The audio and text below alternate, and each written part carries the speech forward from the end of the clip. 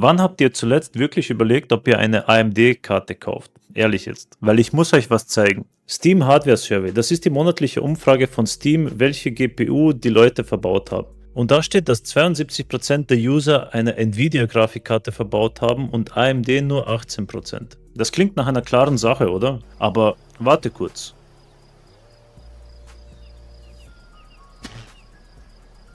Ich schaue mir gerade die aktuellen Verkaufszahlen aus Deutschland an und die meistverkaufte GPU ist die AMD RX 9060 XT, gleich gefolgt von der 9070 XT. Und wenn man alles zusammenzählt, kommt man bei Nvidia auf 51% und bei AMD auf 41%. Wenn man sich das mal anschaut, da ist kein Abstand mehr. Die sind fast gleich auf. Wenn man auch bedenkt, dass Steam Hardware Survey eigentlich nur aussagt, das, was die Leute aktuell verbaut haben, weil ich habe meine Grafikkarte auch 6 Jahre lang genutzt. Und ich würde mal sagen, das ist jahrelanger Bestand. Irgendwann werden die Leute wieder upgraden wollen, so wie ich auch. Ich habe mir letztes Jahr die 9070 XT geholt und ich will euch auch erklären, warum das für mich Sinn gemacht hat. Kurze Unterbrechung, dieses Video wird unterstützt von Nextfolio. Ein Valve-Dashboard, das wirklich alles in einen Ort zusammenbringt. Krypto, Aktien, Banknoten, aber auch Autos, Vinylplatten, Yu-Gi-Oh! Karten und Pokémon-Karten. Portfolio analysieren, Haushaltsrechnungen erstellen, Verträge, To-Dos, Ziele, alles in einer App. Ich kenne die Leute hinter Nextfolio persönlich, die haben wirklich was Sauberes gebaut. Und mit dem Code LOADOUT12 erhaltet ihr 12% Rabatt auf den ersten Monat. Link ist in der Beschreibung und jetzt zurück zu AMD. Meine alte Karte, die 3080 Ti, war mittlerweile schon 6 Jahre alt. Ich habe sie für 400 Euro verkaufen können, 230 Euro draufgelegt und mir eine 9070 XT für 630 Euro geholt. Für mich war das einfach ein No-Brainer. Ich zahle 230 Euro Aufpreis und bekomme dafür eine neue Generation. Mehr Leistung, mehr Features und die Karte ist auch noch kühler und leiser. Ich muss euch aber auch ehrlich sagen, rein aus finanzieller Sicht wäre die 5070 Ti vielleicht sinnvoller gewesen, da ich sie jetzt mit Gewinn verkaufen hätte können, weil die war für 730 Euro zu haben im Dezember 2025 und mittlerweile liegt ihr Preis bei 900 Euro, quasi ab 900 Euro. Das Ding ist, ich habe keine Grafikkarte gesucht, um damit Geld zu machen, sondern ich habe eine Grafikkarte gesucht, um damit zu zocken und auch damit zu arbeiten. Und für das, was ich will, macht sie das verdammt gut. Ich bin ehrlich gesagt sehr zufrieden damit. Und ich glaube auch, also ich habe jetzt nicht nur die Verkaufszahlen von dieser Woche angesehen, sondern auch von den letzten Wochen und die Monate davor. Und AMD holt wirklich verdammt auf. Und ich glaube, wenn sie weitermachen, wenn sie solche Leistungssprünge machen in Raytracing, so wie von der 7000er Serie auf die 9000er Serie, ich glaube, da kann sich Nvidia schon warm anziehen. Gesunder Konkurrenzkampf ist ja auch verdammt gut für uns, weil sonst würden wir von Nvidia abhängig sein und die können dann machen, was sie wollen. Ich meine, schaut es euch selbst an. Jensen Huang freut sich sogar über die Speicherknappheit, GPU-Knappheit, weil sie profitieren davon. Das ist ein Ausschnitt von PC Games Hardware, deren YouTube-Video, also Props an die. Schaut bei denen vorbei. Lederjacke aus, Anzug und Krawatte an. Grafikkarten bleiben knapp, die Preise hoch. Und Nvidia-Chef Jensen Huang findet genau das fantastisch. Für Spieler klingt das ziemlich bitter. Für Nvidia steckt dahinter eine klare Rechnung. Der Grund für die anhaltenden Engpässe ist vor allem der KI-Boom. Weltweit investieren Unternehmen, Cloud-Anbieter und Forschungsinstitutionen massiv in Rechenzentren. Die Nachfrage nach leistungsstarken GPUs wächst dadurch deutlich schneller als das Angebot. Für Nvidia ist das wirtschaftlich natürlich ideal. Äußerst unangenehm ist dabei vor allem Huangs freudiger und offener Umgang mit dieser Situation. Und genau das ist der Grund, warum ich mich freue, dass AMD hier massiv aufholt und Nvidia Konkurrenz macht, weil wer hat schon Bock auf teure Grafikkarten? Deswegen will ich euch jetzt mal zeigen, wo sich AMD hier eigentlich einordnet in den Benchmarks. Wir sind hier jetzt bei der Grafikkartenrangliste von PC Games Hardware. Die haben 39 GPUs von Nvidia und AMD und Intel getestet. Und wenn man sich das hier ein bisschen genauer ansieht, wir sind hier im Index Overall, das beinhaltet alle Auflösungen von Full HD bis 4K. Und hier sieht man gut, dass die 5070 Ti und die 9070 XT gleich auf sind. Wohlgemerkt, das ist aber ohne Raytracing getestet. Nun schauen wir uns die Tests von den Kollegen bei Hardware Deals an. Das ist mit Raytracing, Ultra-Einstellungen und 4K. Und da ist die 5070 Ti um 19% schneller als die 9070 XT in Raytracing.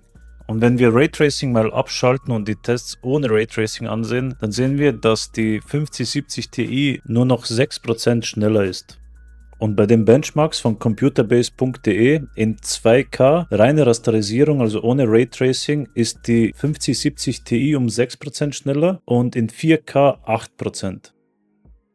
Das gleiche sehen wir uns auch in Raytracing an und da ist die 5070 Ti um 9% schneller in 2K und in 4K 12%. Ich habe die Benchmarks von Hardware Deals, Computer Base und PC Games Hardware zusammengeworfen, um den Durchschnitt zu berechnen. Weil so bekommen wir ein faireres Bild als nur mit einem einzelnen Test. Und da können wir sehen, im normalen Gaming ohne Raytracing ist die 5070 Ti um 6% schneller. Fast gleich auf, ehrlich gesagt. Mit Raytracing sieht es wieder anders aus, da ist sie um 14% schneller. Da merkt man, dass Nvidia die bessere Raytracing-Architektur hat. Alles zusammen, die 5070 Ti ist im Schnitt knapp 10% schneller als die RX 9070 XT. Die Frage ist jetzt nur, rechtfertigt das auch den Preis? Was bekommst du für dein Geld? Die RX 9070 XT kriegst du aktuell ab 640 Euro. Die RTX 5070 Ti ab 880 Euro. Das sind 240 Euro Unterschied. Also fast 40% Aufpreis.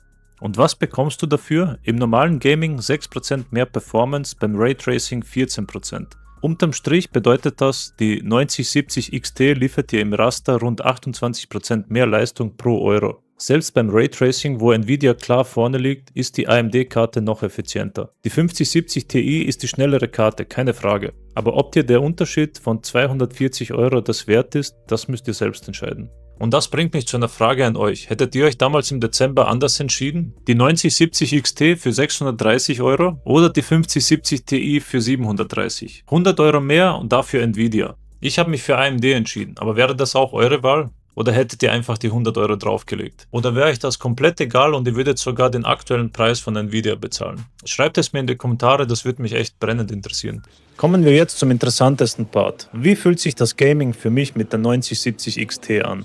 Wir sind hier in Cyberpunk drinnen und ich habe alle Einstellungen auf das Maximale eingestellt, quasi Raytracing Psycho, alles auf Ultra eingestellt. Aktuell ist Frame Generation aktiviert und wir haben FSR 4 im Quality-Modus.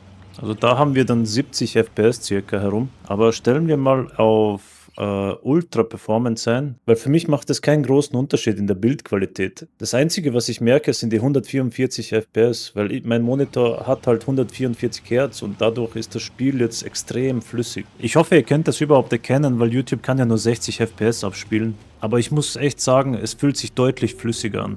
Und ich weiß, wir tun hier wahrscheinlich von 720p auf 4K hochskalieren, aber für das sieht es verdammt gut aus. Aber stellen wir wieder zurück auf Quality und sagt mir, ob ihr einen Unterschied merkt. Kleiner Fun-Fact am Rande, ich habe damals mit der 3080 Ti alles auf Ultra eingestellt, Raytracing, alles. Und ich hatte gefühlt circa 20-30 FPS, wirklich. Aber das Lustige ist, ich habe das Spiel trotzdem durchgespielt und ich hatte meinen Spaß. Es war richtig geil zu zocken und alles. Und ich glaube, es kommt eigentlich mehr auf das Spiel drauf an, auf die Story eigentlich, wie sehr man mitgerissen wird. Und nicht, ob irgendwo eine Reflexion geiler aussieht oder nicht. Aber schalten wir mal Raytracing aus. Wir sind im Quality-Modus, also wir skalieren nicht so stark hoch. Und dann merkt man auch sofort, wir bekommen fast das Doppelte an FPS wieder zurück. Und ich finde, das Bild kann sich auch blicken lassen, weil es sieht jetzt nicht schlecht aus. Ich finde, das könnte man auch so durchspielen. Mich würde das komplett nicht stören und ich würde es echt feiern eigentlich, weil die Grafik ist trotzdem top. Und ich bin ganz ehrlich zu euch, mit Raytracing, ohne Raytracing, Upscaling, Ultra Performance, Quality Modus, es würde nichts an der Experience vom Spiel bei mir verändern.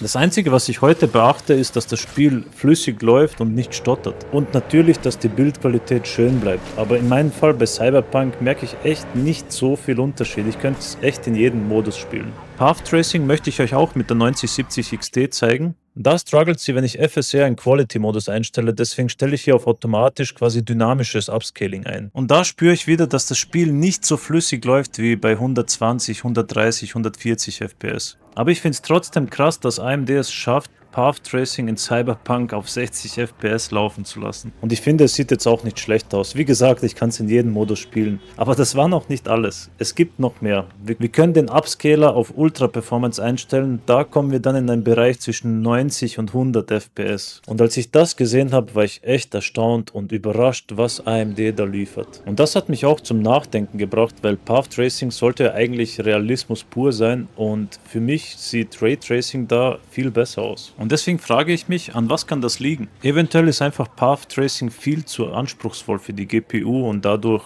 mit Frame Generation und Upscaler, dass da einfach kein gutes Bild rauskommt, weil die Basis-FPS zu wenig sind. Aber vielleicht können die Profis unter euch diese Frage beantworten. Um das anschaulicher zu machen, habe ich mir gedacht, ich erstelle mal so ein Bild-zu-Bild-Vergleich. Als erstes Path Tracing auf ausgeglichen zu Ultra Performance. Und da fällt mir sofort auf, dass die Kanten nicht mehr so scharf sind. Das liegt halt an dem aggressiven Upscaling, das wir machen. Ich muss aber auch sagen, ich merke das nur hier im 1:1 Vergleich. Während ich im Spiel bin, laufe, spiele und so, dann fällt mir das überhaupt nicht auf. Als nächstes lassen wir Ultra Performance, aber dafür Raytracing Psycho. Und da sieht man, von den Farben her sind das zwei Welten. Aber vom Upscaler her, wegen Ultra Performance, sieht man immer noch, dass die Kanten nicht mehr so scharf sind. Im Quality-Modus ändert sich das wieder. Und ich finde, da sieht das Bild echt wunderschön aus. Und jetzt kommt gleich der Vergleich zwischen Raytracing an und aus. Und da finde ich es krass, dass ich da echt im Überlegen bin, weil irgendwie gefällt es mir fast mehr ohne Raytracing. Aber seht es euch selbst an. Ich weiß, die Reflexionen im Wasser und so verschwinden leicht, aber trotzdem sieht es irgendwie sehr realistisch aus. Und ich finde es ehrlich gesagt nice.